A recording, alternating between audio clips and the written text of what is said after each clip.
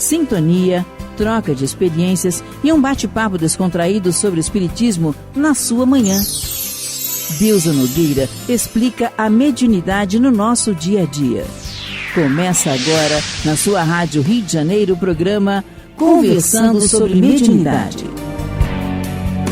Alô, amigos ouvintes da Rádio Rio de Janeiro, Deusa Nogueira, conversando sobre mediunidade.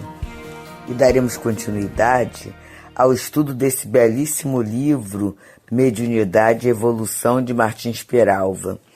Extremamente didático, extremamente claro, apoiado na codificação e apoiado no livro Seara dos Médiuns de Emmanuel, que é um livro que vai falar para nós sobre a codificação.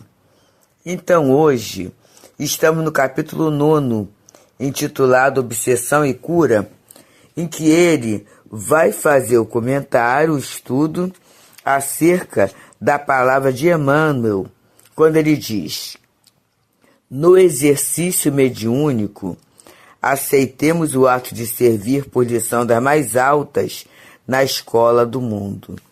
E isso, gente, é muito interessante, né? A gente se colocar como servidor. Ter a alegria de ser servidor de Jesus. Eu falo muito isso, meus amigos, porque é o que passa no meu coração. Que coisa boa, mesmo com as imperfeições que tenho, as dificuldades que carrego, Jesus me aproveitar como trabalhadora da sua seara. Isso para mim é assim, é uma honra, é uma alegria, sabe? É um prazer enorme. E ele vai dizendo para nós: o Espiritismo é, sem dúvida, a chave mestra na explicação e cura da obsessão. Bem, meus amigos, temos em religiões tradicionais, não é, o uso do exorcismo, tanto na Igreja Católica quanto no neopentecostalismo, né? E em outras situações, a gente vê o trabalho, né, a movimentação de exorcismo. O que é o exorcismo? É expulsar algo que está incomodando. É transferir para o além, para o espaço, para as trevas, algo que está incomodando. E é interessante que a postura exorcista, ela vê apenas um lado. Ela beneficia apenas um aspecto, quando na verdade, e aí eu lembro muito da singeleza de Emmanuel, né, da sabedoria de Emmanuel, quando aquela página no Vinha de Luz, e o adúltero. Porque quando se condena a mulher ao apedrejamento porque ela cometeu adultério, estou cumprindo a lei. Só que ninguém adultera sozinho. Então tem o adúltero envolvido nessa situação, né? Envolvido nesse movimento, nesse drama. E a gente, às vezes, não presta atenção a isto, né? Se há uma adúltera, há um adúltero. Se há um obsessor, há um obsidiado. Então, na verdade, é uma relação estabelecida entre duas criaturas. E aí, quando a gente começa a entender esse aspecto, é muito interessante. Nós vemos que, na verdade, não existe algoz ou vítima. Existe o processo. E eu só consigo trabalhar um processo se eu analisar todas as partes. Então percebeu, meus amigos, como é que a doutrina ela vai ampliando a nossa visão. Ela vai ajudando a página, a concórdia, porque na verdade a gente vai vendo que a paz baseada na acusação, ela não é paz. Ela é julgamento. A paz baseada naquela questão em que eu abandono um para privilegiar o outro, também não é paz, é desprezo, está faltando misericórdia, está faltando apoio, está faltando equilíbrio, união. Percebemos? Então, na verdade, isso não é a paz legítima. Na verdade, isso não resolve o problema, porque sempre aquele que se julga lesado em qualquer processo, ele vai recorrer. Isso na justiça humana, ele vai recorrer. Eu lembro até em provas, num determinado momento, né? E eu sou da época da prova escrita, em que havia a discordância do aluno quanto ao critério de julgamento, quanto à nota, o aluno podia recorrer. E aí, só que o recurso era feito a partir de uma argumentação, né? A revisão da prova era feita, no meu tempo, gente, a partir de uma argumentação em que eu, de forma respeitosa, porque tinha que ser de forma respeitosa, porque, na verdade, o critério estava na mão do professor, eu pedia, não é? E explicava o porquê daquela resposta e pedia a consideração. Olha só, meus amigos, um aspecto e dentro do setor de aprendizagem. Se nós considerarmos a vida como uma grande aprendizagem, a gente vai ter cuidado. Né? E para ter esse cuidado, eu tenho que entender, eu tenho que estudar. Quando ele fala que o Espiritismo é a chave mestra da explicação e cura da obsessão, onde é que eu começo a ter esse entendimento? No estudo do Livro dos Médiuns. Temos todo o capítulo 23 explicando a obsessão, as fases da obsessão, as causas da obsessão, a cura da obsessão. E esse estudo é contínuo. Para nos ajudar no entendimento, na ilustração, temos as obras, através de Manuel Filomeno de Miranda, Dona Ivone Pereira, né? Através de Chico Xavier. Temos muitas obras falando sobre as questões da obsessão. E nesse momento, se eu estou num processo de tratamento, e eu tenho observado isto na medicina, cada vez mais eu sou convocado ao autoconhecimento. Cada vez mais eu sou convocado ao alargamento da minha visão sobre mim mesma. A necessidade de me entender, de estudar, não é? De colaborar para a minha própria cura. Estou lembrando agora o livro belíssimo da Luzia Matias, que fala da autocura, em que ela fala com muita propriedade, né? Você é o chefe da equipe do seu tratamento. Ela é médica, né? Então a gente sabe a responsabilidade do chefe da equipe. Cada um vai dar a sua opinião. Cada um vai contribuir para o processo de cura. Mas compete ao chefe definir, alinhar os procedimentos para o resultado final. Então a gente está numa doutrina, graças a Deus, queridos, de profunda responsabilidade. E quando a gente foge, quando a gente elimina o processo de culpar o outro, tudo fica mais fácil. Aconteceu um acidente lá com o meu celular, né? É engraçado que está sendo essa experiência ao longo do tempo, né? Então, ficou naquele lugar, houve algo que caiu em cima dele, né? E aí, aquilo ali deu um pane. A partir daí, eu já tinha aprendido pela experiência a importância de ter seguro. Então, se tem o seguro, se aciona o seguro, se resolve a questão. E aí vamos pensar, o problema foi do outro? Não. O problema foi meu, que deixei o celular fora do lugar. Percebemos? Aí isso dá uma leveza, que você não culpa o outro, você não padroniza o episódio da reclamação. Não, você vai continuando a sua caminhada, né? Você vai continuando o seu roteiro, o seu setor. Então é a chave mestra por causa disso, porque a gente está aprendendo a viver melhor. E continua Martins Peralva. Nele quer dizer, no Espiritismo, encontramos os recursos que neutralizam a ação perniciosa que tenta invadir-nos a casa mental. Olha só, ação perniciosa que invade a casa mental. Tristeza, mas eu não posso ficar triste? Pode, por uma causa, mas às vezes a gente potencializa situações, né? E aí a gente cai no campo da reclamação, no campo da ociosidade, no campo da mentira, vários campos, gente, que a gente vai acabando caminhando por aí e complicando a nossa estada. Muitas vezes colocando elementos ou trazendo para a nossa vida elementos que não são pertinentes. Quantas vezes a gente acaba entrando, né, nesse roteiro falso? Então, a gente começa a preservar a nossa casa mental. Como é que a gente preserva a casa mental? Vamos pensar na nossa casa física? Como é que eu conservo a nossa casa física?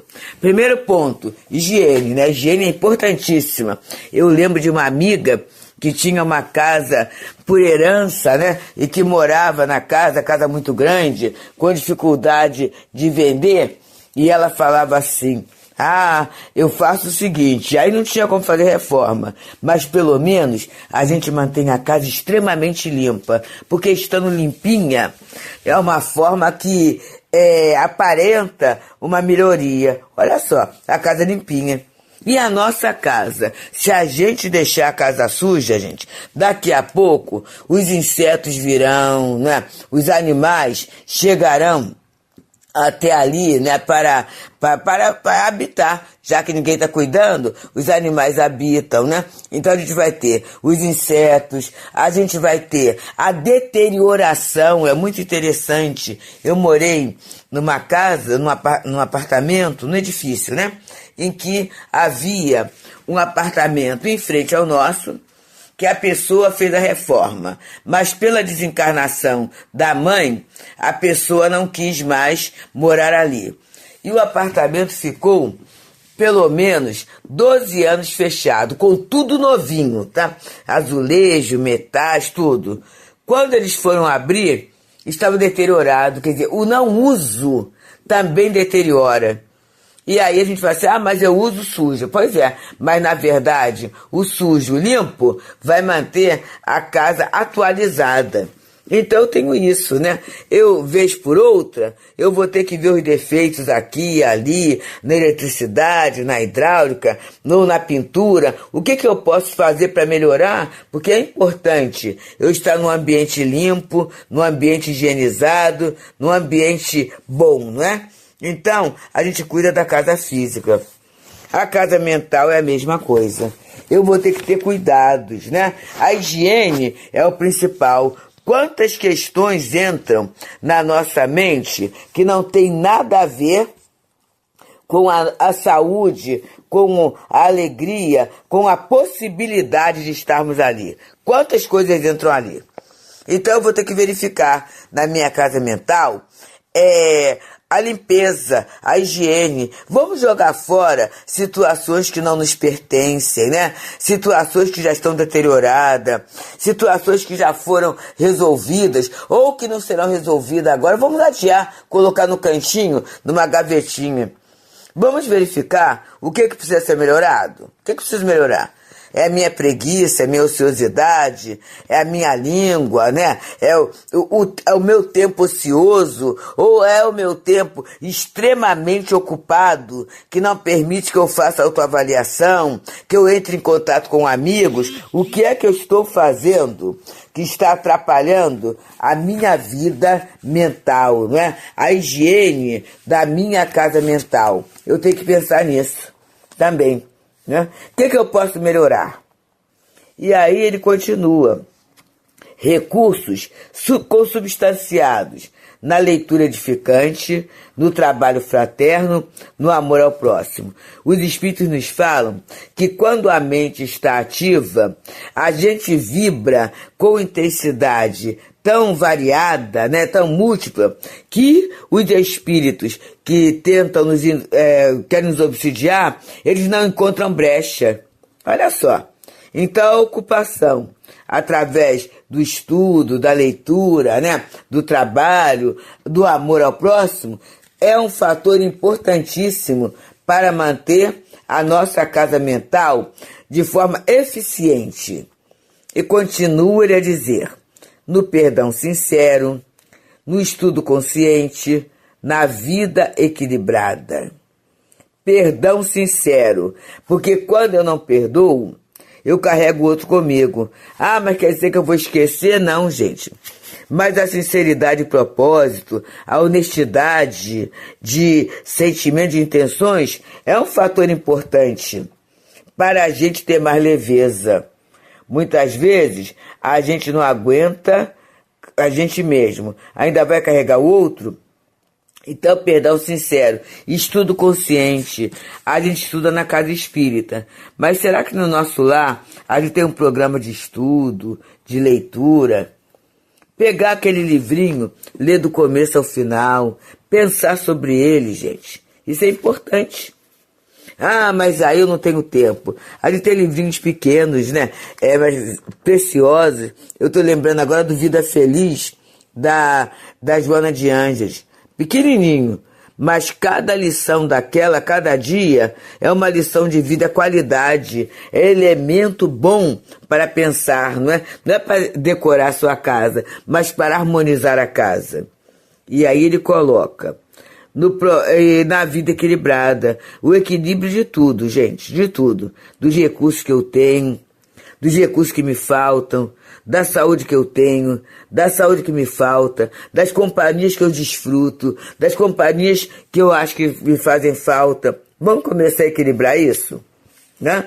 E ele continua, no propósito de pôr em prática os princípios nobilitantes que extravasam do Evangelho e da codificação espírita. Então eu tenho leitura, trabalho, amor ao próximo, perdão sincero, estudo consciente e vida equilibrada, é a prática do Evangelho e da doutrina espírita, que é esse grande fator de equilíbrio, de renovação, de alegria cristã.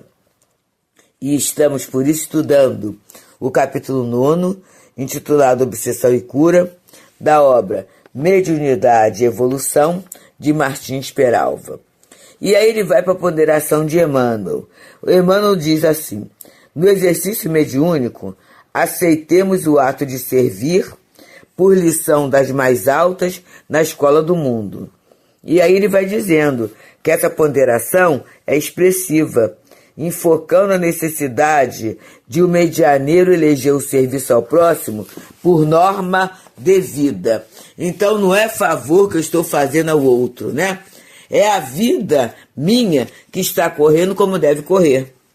E ele diz, algumas vezes, sem embargo de tantos recursos que lhe são oferecidos pela doutrina espírita, o obsidiado recusa-se a cooperar na própria cura, porque assim, eu quero que alguém me livre da situação, mas eu mesma não faço nenhum movimento para essa libertação, né? Por quê?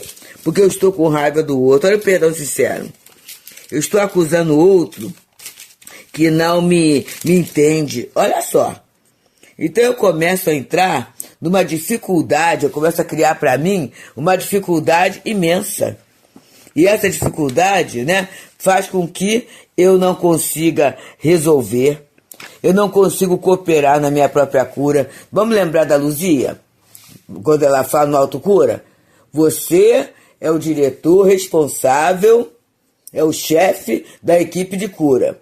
Mas aí alguém me fala no atendimento fraterno assim, assiste a reunião pública, começa a praticar a leitura do Evangelho, pequenininha, cara, textinho diário, cultiva a prece, faça algum trabalho. Eu acho que é muita coisa.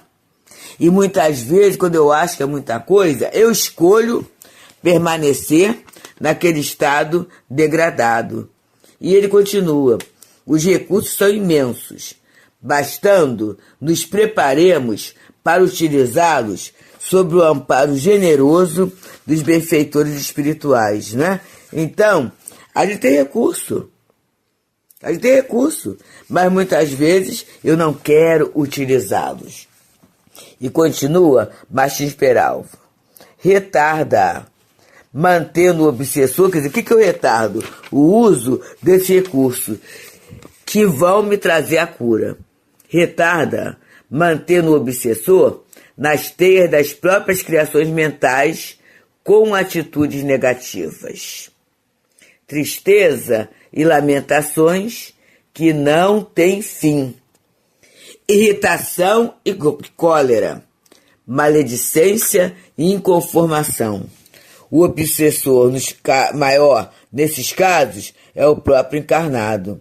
Então, eu amimalo situações que não são boas para mim e nem para o outro, porque na verdade, gente, o espírito infeliz que se aproxima de nós, né? Ele, no fundo, todo mundo quer ser feliz, todo mundo quer estar bem, né? Todo mundo quer libertar-se daquele mal, mas a gente muitas vezes aprisiona o espírito mantendo esse estado. Tristeza, lamentação, se irritando por qualquer coisa, se encolerizando por qualquer contrariedade, usando o nosso tempo na maledicência. Mas eu não falo mal de ninguém. Mas e as redes sociais que eu frequento? E aquilo que eu curto? E aquilo que eu divulgo sem saber da veracidade? E a inconformação, que é algo muito triste, né? Eu não me conformo com a vida que eu tenho, com o corpo que eu tenho, com a família que eu tenho, com o salário que eu ganho, com a comida que eu como, com as restrições que a vida me dá, eu não me conformo. E aí eu sou aquela alma, né, que vibra num padrão baixo. Num padrão baixo, eu só vou fazer o quê? Atrair pessoas que têm aquela mesma situação, é a lei da concordância, é a lei da afinidade fluídica, e vou também, na verdade, contribuir para a piora daquele que está me acompanhando. E aí, nesse caso, não é bem ele que está me obsidiando, não. Sou eu que estou obsidiando o desencarnado. E aí ele termina essa lição belíssima dizendo assim: a cura da obsessão é, sobretudo, um esforço conjunto de quem está sob o jugo da entidade, esforçando por libertar-se desta, e dos companheiros incumbidos da tarefa mediúnica da desobsessão. Olha que interessante, porque sou eu querendo não me livrar do outro, mas resolver a questão, e eu vou resolver a questão como? Procurando apoio. Vou lá na casa espírita e vou vou conversar com esses irmãos, com esses amigos que são incumbidos da tarefa da desobsessão. E serão eles que irão me ajudar, que irão me confortar, que irão oferecer toda a orientação para que todos nós fiquemos muito bem. Porque o objetivo da lei de Deus é que nós sejamos felizes, que nós vivamos em harmonia, mesmo em meio ao caos. Mas é possível viver em harmonia em meio ao caos. Vejamos Jesus. Muita paz, meus amigos. Deusa Nogueira explica a mediunidade no nosso dia a dia. Programa Conversando sobre Mediunidade.